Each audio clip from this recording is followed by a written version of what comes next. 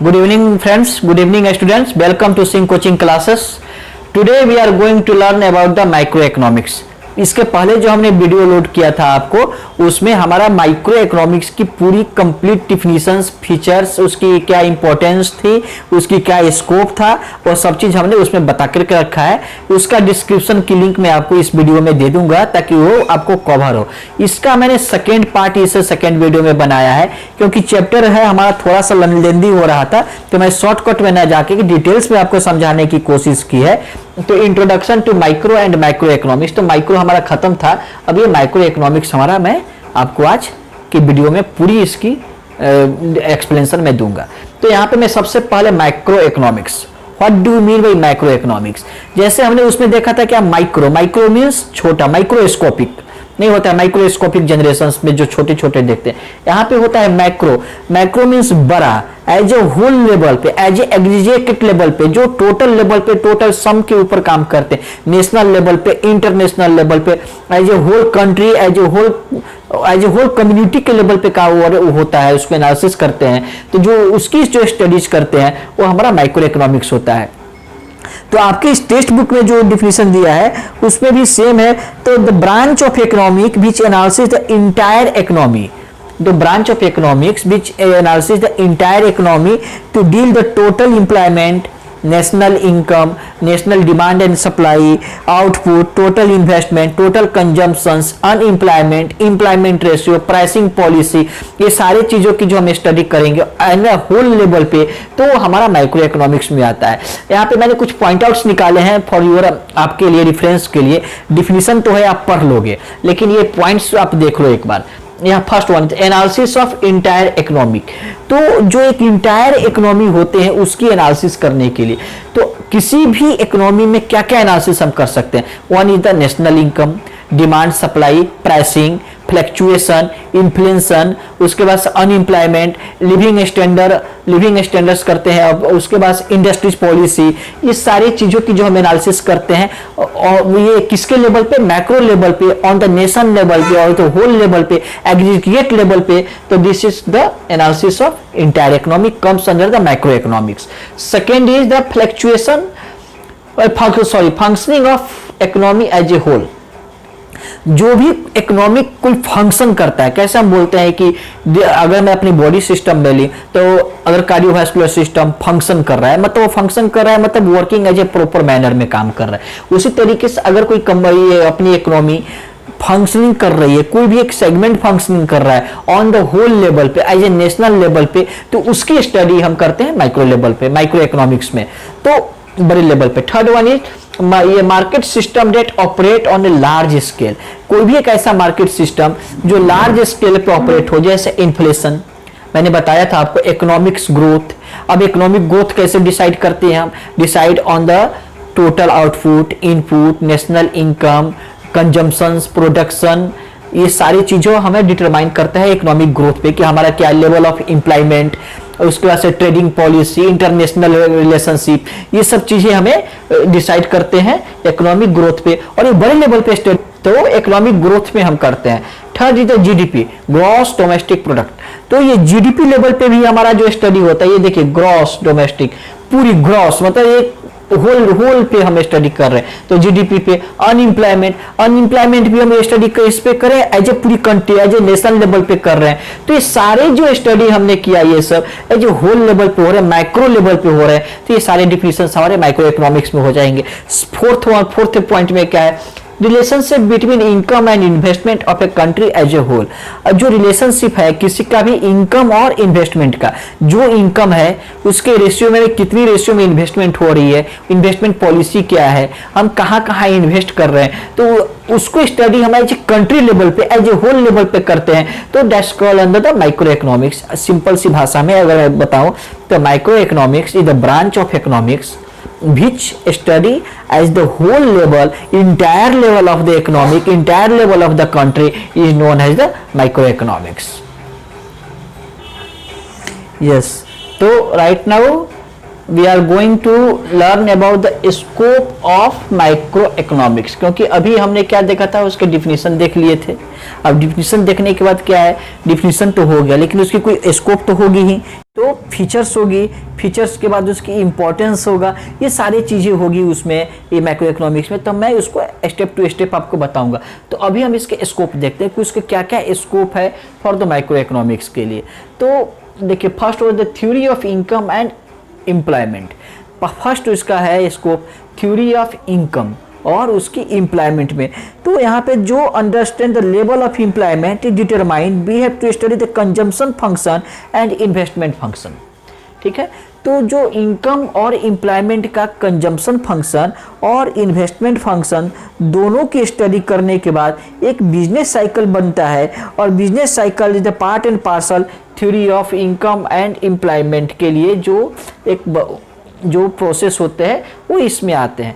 Number 1 में theory of income क्या और एम्प्लॉयमेंट का जो बिजनेस साइकिल से क्या रिलेशन है, मैं वो आपको बताता हूँ कि जब एक इनकम होगी तो हमारा कंजम्पशन होगा, कंजम्पशन लेवल हमारा हाई होगा, तो उसके फंक्शनिंग, उसकी इन्वेस्टमेंट लेवल भी हमारे उसी तरीके से बनेंगे। जिस तरीके से इनकम उस तरीके का बिहेव, जिस तरीके का इनकम उस तरीके की इन्वेस्टमेंट, जिस तरीके का इनकम उस तरीके का हमारा कंजम्पशन। और एम्प्लॉयमेंट कब होगा? जब हमारी इनकम होगी। इनकम और employment are both parts and partially joint, और एक दूसरे से अलग भी है और एक दूसरे से अटैच्ड भी है। तो ये सारी दोनों चीज़ें मिलकर के हमारे बिजनेस साइकिल को रिफ्लेक्ट करते हैं। तो इस बिजनेस साइकिल से हमें डिटरमाइन क्या होता है कि फंक्शन, ये कंजम्पशन फंक्शन और इन्वेस्टमेंट फंक्शन दोनों हमें यहाँ से डिटरमाइन होते हैं। इसके दो चीज़ें होते हैं, थ्योरी ऑफ कंजम्पशन और थ्योरी ऑफ इन्वेस्टमेंट फंक्शन। जो मैंने बताया, थ्योरी ऑफ कंजम्पशन क्या होता है? ये एक तरीके का बिहेवियरल फंक्शन है ऑन द पार्टिकुलर कंज्यूमर्स के लिए, और ये लेवल किसका हम स्टडी कर रहे हैं? मैक्रो लेवल पे। तो मैक्रो लेवल पे कर रहे हैं, तो this is study for the whole country, whole economy के लिए। तो जो कंजम्पशन जो भी होंगे वो हमारे लार्ज अमाउंट पे कंजम्पशन लेंगे। नेशनल लेवल पे उसकी कंजम्पशंस बिहेवियरल की हम एनालिसिस करेंगे, उसके स्कोप की एनालिसिस करेंगे। और इन्वेस्टमेंट फंक्शन भी उसी लेवल पे, नेशनल लेवल पे भी हम इन्वेस्टमेंट फंक्शन करेंगे, क्योंकि ये माइक्रो इकोनॉमिक का है। और ये दोनों कंजम्पशन और इन्वेस्टमेंट फंक्शन मिलकर के हमारे बिजनेस साइकिल इज वही प्रोसेस है, प्रोडक्शन, कंजम्पशन, इनकम, इन्वेस्टमेंट, फिर से वो रिसाइकल होकर के प्रोडक्शन को सेम में पार्ट एंड पार्शियली में ये राउंड टू राउंड वो चलता है। Second theory is the theory of general price level and inflation. अब ये सेकेंड स्कोप है। अब ये theory of general price level and inflation में क्या है? प्राइस लेवल और इन्फ्लेशन, और दोनों दो चीज़ें हैं। प्राइस लेवल कब डिटरमाइन होता है? यस, तो जनरल प्राइस लेवल हम वहीं पे डिफाइन कर सकते हैं, वहीं डिटरमाइन कर सकते हैं जहाँ पे कंज्यूमिंग, डिमांडिंग और कंजम्पशन, प्रोडक्शन, वो सब चीज़ एक इक्विलिब्रियम सिचुएशन में हो, means market under the control situation में हो। ऐसा नहीं कि इन्फ्लेशन हो रहा है, डिफ्लेशन हो रहे हैं, फ्लैक्चुएशन स्टार्ट है, तो वहाँ पे प्राइसिंग पॉलिसी नहीं चल पाएगी। General pricing policy, not a conditional pricing policy. दो चीज़ें होती हैं, एक कंडीशनल प्राइसिंग पॉलिसी जहाँ पे स्कार्सिटी हो जाती है प्रोडक्ट की या सर्विस की, तो वहाँ पे कंडीशन लग जाते हैं। सपोज डेट ज़्यादा डिमांड है, प्रोडक्शन कम है, कंजप्शन ज़्यादा हो गया, तो वहाँ पे प्राइस हाई हो जाता है, तो यहाँ पे कंडीशनल प्राइसिंग हो गया। लेकिन ये जनरल प्राइसिंग लेवल में क्या है? Everything is in the equilibrium condition. जो कंजम्पशन आ रहे हैं, डिमांड आ रहे हैं, प्रोडक्शन हो रहे हैं, means business cycle is rotate हो रहे हैं in the balancing equilibrium situation में। तो यहाँ पे इस थ्योरी को मैक्रो इकोनॉमिक्स की with the help of decide. और इन्फ्लेशन वही है कि जब एक pricing policy on the account to created inflammation and deflation में हम उसको करते हैं, मतलब उतार और चढ़ाव, जो मतलब एक बार ऊपर नीचे, इन्फ्लेशन और डिफ्लेशन में वो एक अलग चीज़ है, वो मैं आपको बाद में बता दूंगा। लेकिन इस थ्योरी से, प्राइसिंग पॉलिसी से, इन्फ्लेशन, डिफ्लेशन से मैक्रो इकोनॉमिक्स एनालिसिस की एक हमें उसकी स्कोप मिलती है और उसको हम स्टडी करते हैं। Third one is the theory of economic growth and development. अब यहाँ पे एक चीज़ हम देखते हैं, economic growth and development. Economic growth और डेवलपमेंट, ये क्या है? ग्रोथ एंड डेवलपमेंट अलग नहीं है। एक तरीके से देखा जाए, ग्रोथ मीन्स विकास, डेवलपमेंट मीन्स भी सेम चीज़, लेकिन एक अलग दोनों चीज़ें। डेवलपमेंट कब होता है? जब इंफ्रास्ट्रक्चर मेरा डेवलप हुआ। इकोनॉमिक जब ग्रोथ करता है, economic means as a whole country, as a national level पे जब हम ग्रोथ करते हैं, तो we are going on the developing या डेवलपमेंट। ये तीन स्टेज में हम आते हैं। और ये हमें डिसाइड कौन कराता है? इकोनॉमिक डिसाइड कराता है। और ये इकोनॉमिक कहाँ से आता है? माइक्रो इकोनॉमिक्स के हेल्प से हम ये पूरी इकोनॉमिक ग्रोथ और डेवलपमेंट की हम एनालिसिस करते हैं और स्टडी करते हैं। इसके अंदर मेरा क्या क्या आता है? जैसे नेशनल इनकम आ जाएगा, अनएम्प्लॉयमेंट पॉलिसी आ जाएगी, इंडस्ट्रियलाइजेशन पॉलिसी आ जाएगा, प्राइसिंग फैक्टर आ जाएंगे, फ्लैक्चुएशन मेथड आ जाएगा, इन्फ्लेमेशन आएगा, डिफ्लेशंस आ जाएगा, supply, demand, utility, everything comes under this process. और उसके बाद से हमारा ट्रेडिंग आ जाएगा, एवरीथिंग। तो ये सारे स्टडी हमारे इससे हो जाएंगे, माइक्रो से।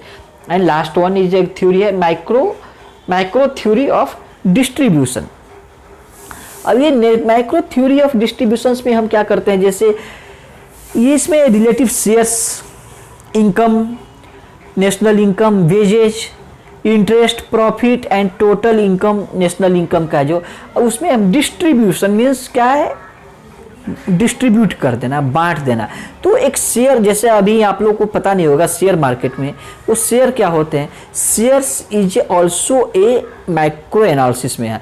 जो एक कंपनी का हमने शेयर लिया, वो कंपनी ने कोई प्रॉफिट कमाया तो उसकी जो प्रॉफिट, उसकी जो बोनस पॉइंट मिले, उसकी जो बोनस अमाउंट है वो एक डिस्ट्रीब्यूट करता है अपनी शेयर होल्डर्स को। तो ये डिस्ट्रीब्यूटिंग पॉलिसी, माइक्रो लेवल पे distributing policy to their share holders, ठीक है। देन आफ्टर उसी तरीके से वेजेज, हम वेजेज जो मतलब जो मजदूरी है वो वेजेज को भी हम लोग बोलते हैं मिनिमम वेजेज 120, 200, जैसे मनरेगा में 210 हो गया। तो ये एक मिनिमम स्टैंडर्ड इंडिया का है, वेजेज की 210 हो गए, 250 हो गए, 500 वेजेज हो गए। तो ये डिसाइड भी होता है, हम नेशनल लेवल की पूरी एक एवरेज निकालते हैं, कहाँ पे कितना लिविंग स्टैंडर्ड्स कौन सी जगह पे हाई है। मेट्रो सिटी होता है, एक मेट्रो सिटी होता है, एक मेट्रो सिटी होता है, विलेज होते हैं, टाउन होते हैं। तो हर एक जगह का वेजेस की जो डिस्ट्रीब्यूशंस जो रेट है अलग अलग होते हैं। अगर हम एक टाउन की लेते हैं वहाँ पे वेज XYZ कुछ रहेगा, मेट्रो सिटी की लेते हैं तो उससे ज़्यादा रहेगा, एक अगर हम सिटी की लेते हैं तो मेट्रो सिटी की अपेक्षा कुछ कम रहेगा। तो ये डिस्ट्रीब्यूट हुआ, वेजेज एक ही है लेकिन डिस्ट्रीब्यूशन पॉलिसीज में आ गए। उसी तरीके से हमारा नेशनल इनकम भी है। नेशनल इनकम ये सारे चीज़ों की इकट्ठा करके जब हम स्टडी करेंगे तो नेशनल इनकम में हमारे आते हैं। यस, तो ये सारे चीज़ें मिल करके हमें स्कोप देते हैं माइक्रो इकोनॉमिक्स की। तो माइक्रो इकोनॉमिक्स में मैं शॉर्ट में एक बताऊं क्या क्या एनालिसिस किया हमने। वहाँ पे डिस्ट्रीब्यूशंस ऑफ वेजेस से लेकर के इकोनॉमिक ग्रोथ हो गया, जनरल प्राइसिंग लेवल पे हो गए, कंजम्पशन थ्योरी हो गया, डिमांडिंग पॉलिसी से हो गया, उसके बाद से ये इन्वेस्टमेंट फंक्शन हो गए। ये सारे चीज़ों को एज ए नेशनल लेवल पे, एज ए पूरी एक बड़े क्षेत्र के लिए बड़े लेवल पे उसको हम माइक्रो इकोनॉमिक्स में ये करते हैं। तो माइक्रो इकोनॉमिक देखिए, तो इकोनॉमिक्स की अगर हम ये देखें तो there are two coins of economics, one is the micro economics, another is the macro economics. तो माइक्रो और मैक्रो मिल करके जो हम स्टडी करेंगे तो पूरी एज ए होल इकोनॉमिक की हम स्टडी करते हैं। क्योंकि एक इंडिविजुअल ही, जैसे body is made of cell, चाहे हम घर बनाते हैं तो मेड ऑफ ब्रिक्स, एक छोटे छोटे ब्रिक्स ईंट के द्वारा ही बने, उससे दीवार बना, दीवार से बिल्डिंग बनते हैं। तो वो जो दीवार के लिए जो ईंट लगते हैं, ब्रिक्स लगते हैं, this is the micro economics. और वो जो बिल्डिंग बन करके पूरी तैयार होते हैं, फ्लैट बन जाते हैं, that is the macro economics. ये सीधा सी बात है। तो मैक्रो इकोनॉमिक्स और माइक्रो इकोनॉमिक्स में हम स्टडी स्कोप भी सेम है, सब चीज़ हम स्टडी सेम करेंगे, लेकिन वहाँ पे क्या होगा, एक जगह पे हम छोटे लेवल पे स्टडी करेंगे, उसी को हम दूसरी जगह पे बड़े लेवल पे स्टडी करेंगे। लेकिन डेटा कहाँ से आएगा मुझे? Data comes from the always, data always comes from the ground level, ground से ही डेटा आता है। तो अगर इस तरीके से हम देखें तो माइक्रो इकोनॉमिक्स से ही जो डेटा आएगा उसकी हम स्टडी करेंगे ज्वाइंट करके एज ए एग्रीगेटेड वैल्यू पे, तो हमें वो माइक्रो इकोनॉमिक्स की डेटा प्रोवाइड होगा और वो माइक्रो इकोनॉमिक्स को रेफर करता है। अब आगे हम इसकी लिमिटेशंस वगैरह हम अभी देखते हैं। यस, तो अभी तक दोस्तों हमने क्या देखा था? फीचर्स ऑफ माइक्रो इकोनॉमिक्स अभी हम लोग पढ़ेंगे। अभी तक इम्पोर्टेंस और उसकी डिफिनीशंस हमने देख लिया था, जैसे थ्योरी ऑफ इनकम्स वगैरह, स्कोप ऑफ माइक्रो इकोनॉमिक्स हमने पढ़ लिया, माइक्रो इकोनॉमिक्स की क्या डिफिनीशन है वो हमने देखा। Now we are going to learn about the features of micro economics. What are the features of micro economics? तो देयर आर द, आपके सिलेबस के हिसाब से according to our text book there are 8 kinds of features of micro economics, जो हमने यहाँ पे board पे लिख के रखा है आपके लिए पहले से। यस, तो there are 8 types of the features of the micro economics, 8 प्रकार के होते हैं। तो now we are going to learn 1 to 1 and we have to explain with some of the examples for your clarification. Number 1 is the study of aggregates. Here what are we going to learn about macroeconomics। हमने macroeconomics की हम क्या देख रहे हैं, features देख रहे हैं। तो macroeconomics की फीचर है, तो यहाँ पे जो एग्रीगेट्स की जो हम बात करेंगे, we are going to talk for the total sum, total value as a whole generations, whole world, whole country, we are going to study about that particulars। इसमें क्या होगा कि अभी तक हमने माइक्रो में क्या किया था कि छोटे छोटे इंडिविजुअल्स की स्टडी किया था और उसकी क्या फीचर्स हैं, उसकी क्या इंपॉर्टेंस देखा था। लेकिन मैक्रो में हम स्टडी एज ए होल, जो हम बड़े लेवल पे जो स्टडी करते हैं, that's comes under the macro economics. तो यही है हमारा द स्टडी ऑफ एग्रीगेट्स। जब हम ये टोटल किसी भी चीज की जो टोटल की जो स्टडी करेंगे तो हमारा ये माइक्रो इकोनॉमिक्स में आएगा। जैसे मान लो micro economics deal with the study of the economics as a whole, it concrete with the aggregate concept, जैसे just like the national income. अगर हम एक बात करते हैं नेशनल इनकम की, एम्प्लॉयमेंट की, जनरल प्राइस पॉलिसी की, बिजनेस साइकिल की, तो जो हम बात करेंगे जैसे business cycle, general pricing policy, employment, national income, then after trade, अगर ट्रेड की भी हम बात करें, इंटरनेशनल ट्रेड, नेशनल ट्रेड, तो ये सब हमारा ये माइक्रो इकोनॉमिक्स में आएगा, क्योंकि सब में नेशन जुड़ा हुआ है। Unemployment as we will consider as the whole country, हम इसमें पूरी कंट्री की बात करते हैं अनएम्प्लॉयमेंट की। यहाँ पे जो भी हम प्राइसिंग पॉलिसी की बात करेंगे पूरी एज ए कंट्री की बात करेंगे। जो हमारा यहाँ पे नेशनल इनकम होगा एज ए पूरी कंट्री की होगा। तो इसमें हम स्टडी एज ए होल में हम जब करते हैं पूरी कंपाइल स्टडी, यहाँ पे हम इसको लिख सकते हैं compile study of everything comes under the study of aggregates. One is the income theory. Second, ये इनकम थ्योरी क्या है? One is the income theory, yes. तो इनकम थ्योरी में हमारे क्या क्या आते हैं? इनकम थ्योरी, नेशनल इनकम, क्योंकि this topic related to income theory, मतलब जो हमारा क्या क्या हमारे इनकम हो रहे हैं उसकी थ्योरी के लिए। तो नेशनल इनकम भी consider as a nation, whole nation, उसकी इनकम। सोशल अकाउंटिंग, अब ये सोशल अकाउंटिंग में क्या है, हमारा कौन सी कंपनी की कितनी बस्टिंग है, क्या प्लानिंग है उसकी, एज ए सोशल इकोनॉमी की हम जो बात करेंगे तो मैक्रो इकोनॉमिक में आएगा, क्योंकि एज सोशल एज ए सोयो पूरा होल में आ जाएगा। फ्लैक्चुएशन इसमें आ जाएगा, बिजनेस साइकिल आ जाएगा। It explain the causes of fluctuation in the national income that lead to the business cycle, जैसे इन्फ्लेशन एंड डिफ्लेशंस। जो मैंने बताया था इन्फ्लेशंस जैसे प्राइस की हाइक हो जाना, एक प्राइस को मॉनेटरी पॉलिसी जो हम बोलते हैं मॉनेटरी क्लैप्स हो जाना, ये सब जो जितने जो कंसेप्ट्स हैं ये सब टर्मिनोलॉजी जो है इनकम थ्योरी के अंदर आते हैं। Fluctuation of pricing policy, fluctuation of demand supply, then after income leads to the business cycle, these concepts comes under the income theory। and third is the interdependence। General third topic is the general equilibrium analysis. अब यहाँ पे देखिए इसी से पता चलता है equilibrium मतलब बैलेंसिंग, और एनालिसिस मतलब हम कैसे एनालिसिस करते हैं जनरल टर्म के हिसाब से। जब पूरी market under the control situation में हो तो उसमें कौन कौन सी पॉलिसीज लगाएंगे ताकि इसकी इक्विलिब्रियम बना रहे, पूरी की मार्केट हमारी कंडीशन जो है डिमांड सप्लाई के फैक्टर्स में, फ्लक्चुएशंस ऑफ द इनकम में, फ्लक्चुएशंस ऑफ द प्राइसिंग में, ये सारे इक्विलिब्रियम की जो हम एनालिसिस करते हैं एज ए नेशन लेवल और as a international level, that's comes under the micro economics. Just example, जैसे functional relationship generally deal with the behaviour of demand. हमने जो पीछे की वीडियो में पार्ट 1 में जो बनाया था वीडियो, उसमें भी देखिए behaviour of demand with supply and price in the whole economy. Yes, तो यहाँ पे इक्विलिब्रियम पॉलिसी में क्या होता है, फंक्शनल रिलेशनशिप दिखाता है। That comes under the functional relationship, भी शोज द बैलेंसिंग, भी shows the equilibrium in the term of supply, demand, national income, fluctuations, बहुत सारे जो फैक्टर्स जो हमारे इकोनॉमिक फैक्टर आते हैं, ये सब सारे फैक्टर्स क्या आते हैं, और we study this factor as a whole level comes under the micro economics. And fourth one is the interdependence. The term is known the interdependence interdependence, यहाँ पे जैसे नाम से ही पता चलता है आई एम डिपेंडेंट, मतलब जो इंटरडिपेंडेंसी मतलब जो ये किसी भी कंट्री के अंदर की जो भी हलचल है, जो भी फाइनेंशियली एक्टिविटी है, जो भी इकोनॉमिकली एक्टिविटी है, वो डिपेंड होता है। That's called the interdependence. एक एग्जांपल लेते हैं, अगर किसी भी इन्वेस्टर की उसकी जो इन्वेस्टिंग बिहेवियर होती है, अगर कोई भी एक कंट्री में, हम बोलते हैं ना कि हमारे यहाँ फॉरेनर को इन्वेस्टमेंट होता है, तो हमारे यहाँ का फॉरेनर के जो इन्वेस्टमेंट हो गए तो उसकी बिहेवियर जो है पूरी की पूरी एम्प्लॉयमेंट लेवल और उसका आउटपुट्स में और नेशनल लेवल के जो आउटपुट होते हैं उसके ऊपर डायरेक्टली रिफ्लेक्ट होता है। मतलब ये reflection comes under the whole country में आता है। That's also study in the micro economics. उसमें क्या क्या आते हैं, जैसे इनकम हो गया, आउटपुट हो गया, एम्प्लॉयमेंट हो गए, उसके बाद इकोनॉमिक वेरिएबल्स हो गए, और ये सब चीज़ों को हम एज एग्रीगेट मतलब टोटल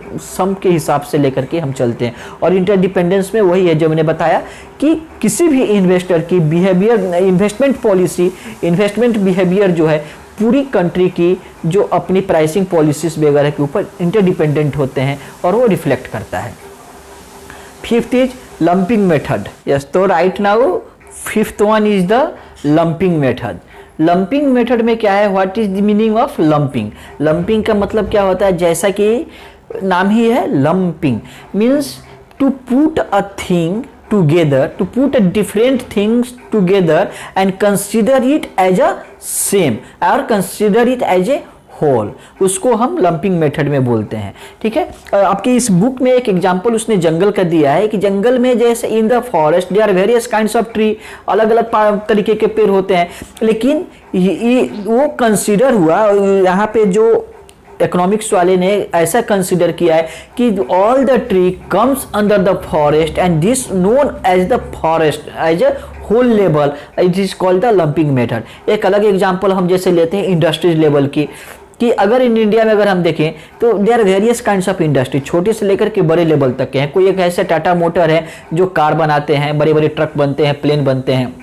एक छोटे लेवल की जो फैक्ट्री है वो छोटे मोटे टॉय वगैरह प्लास्टिक के सामान बनाते हैं।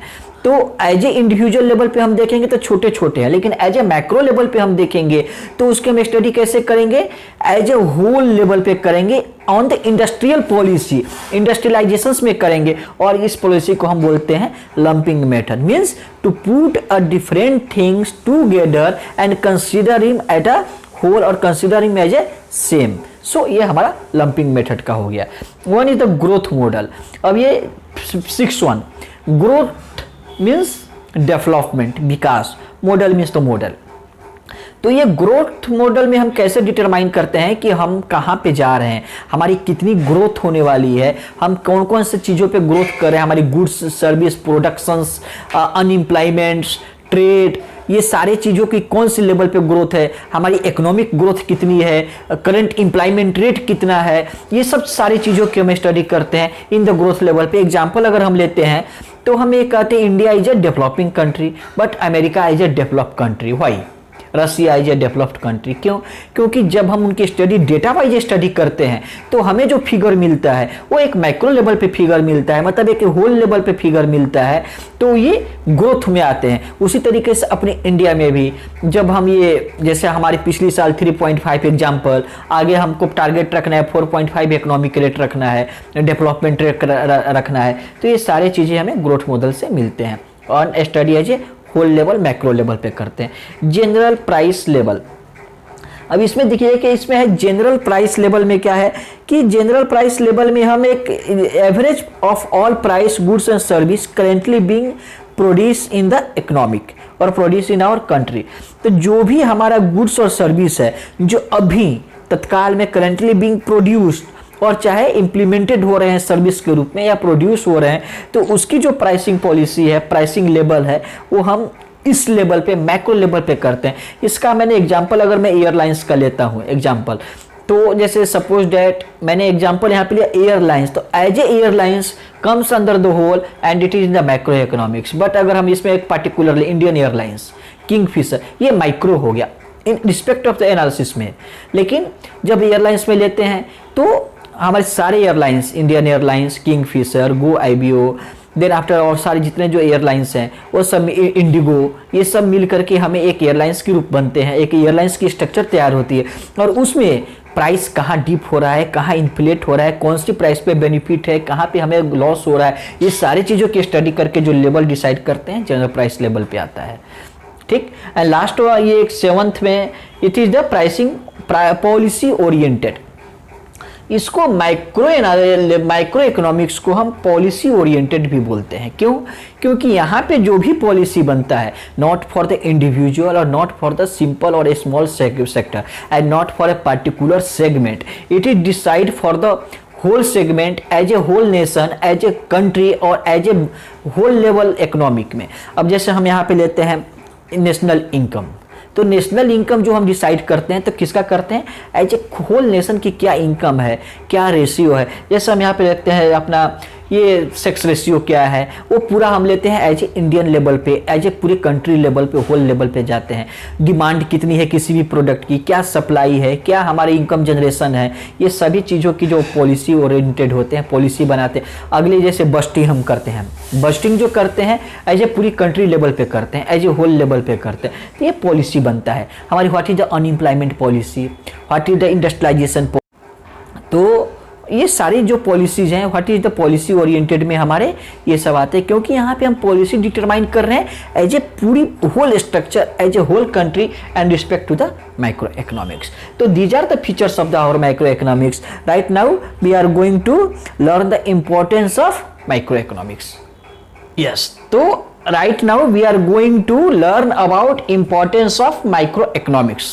अभी हमने देख लिया था फीचर्स ऑफ माइक्रो इकोनॉमिक्स, अब हम इंपॉर्टेंस ऑफ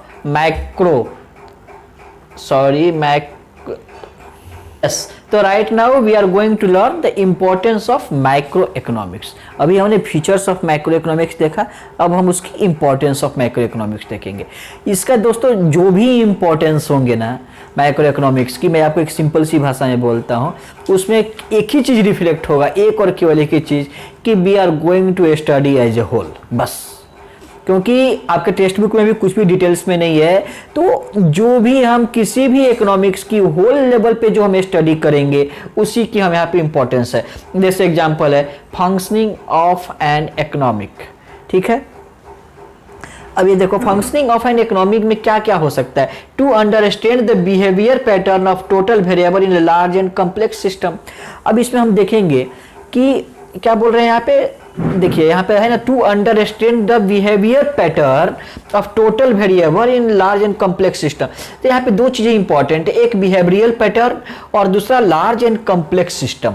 तो यहाँ पे बिहेवियरल पैटर्न कौन कौन से होते हैं कि कंज्यूमर की जो डिमांड, सप्लाई, कस्टमर्स की कंज्यूमिंग एक्टिविटी, कंज्यूमर्स की डिमांडिंग एक्टिविटी, जो हमारी मानसिकता, जिसको हम लोग बोलते हैं अपनी बिहेवियर, आदत, तो हमें क्या चीज़ की आदत है, क्या कंज्यूम कर सकते हैं, किस लेवल पे हम हैं वो। And is the complex large and complex system means here we are study for the large because we are study micro. तो ऑन ए कंट्री लेवल, और हम कंट्री लेवल पे करेंगे कि वो कौन कौन से ऐसे वेरिएबल्स हैं, वेरिएबल्स में जैसे supply, demand, unemployment, national income, pricing policy, industrialisation policy, monetisation policy, fluctuations, infiltrations, जो भी हमारी ये सब वेरिएबल्स हैं, तो उनकी जो भी हम स्टडी करेंगे वो पूरी लार्ज और कॉम्प्लेक्स लेवल पे करेंगे, एज ए होल लेवल पे करेंगे, और ये हमारा functioning of economic as a macro economics में होगा। Second, economic fluctuation.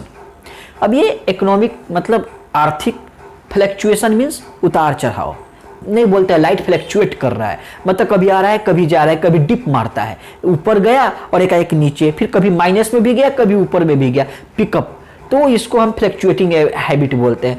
तो causes of fluctuation in income, output, employment to control, तो इसमें हम जो स्टडी करते हैं, तो ऐसा नहीं है कि हम यहाँ पे स्टडी किया और वो छोड़ दिया कि हाँ क्या स्टडी है, नहीं, अब इसमें हम ये भी ट्राई करते हैं कि जितने जो fluctuation, because fluctuation is the negative sign, यहाँ पे हम बोल सकते हैं ये हमारा निगेटिव साइन है, गुड एक्टिविटीज नहीं है, क्योंकि ये हमारा एक बीमारी है फ्लक्चुएट होना। क्योंकि कोई भी इकोनॉमिक, कोई हेल्दी इकोनॉमिक हम कभी कह सकते हैं जब वो क्या है, इक्विलिब्रियम स्टेज में हो, स्टेबल स्टेज में हो, not in the fluctuation stage. अगर फ्लक्चुएशन स्टेज में होगा तो कोई इसकी हम प्रिडिक्शन नहीं कर पाएंगे, हम ये प्रिडिक्ट नहीं कर पाएंगे कि where we are going into after 5 years, after 4 years, ये फ्लक्चुएशन मेथड के हिसाब से नहीं हो पाएगा। तो स्टेबिलिटी चाहिए।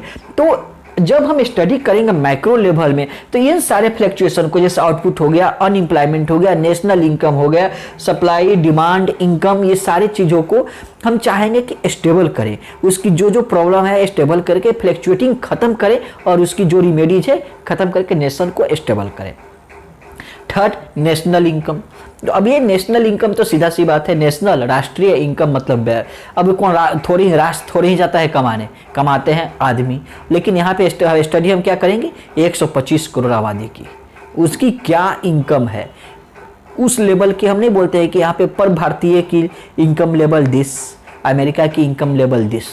तो वहाँ पे एक एवरेज होते हैं कि हाँ हमारा एक एवरेज इंसान, एक एवरेज इंडियन इतनी रुपीज कमाते हैं। तो हम उस एवरेज को कैसे कैलकुलेट करते हैं कि total earning of a country divided by the total number of A people of the country. तो उससे मुझे एक एवरेज निकलता है और उसको हम एक नेशनल इनकम एवरेज बोलते हैं और स्टडी करते हैं एज ए होल मैक्रो में। And fourth is the economic development.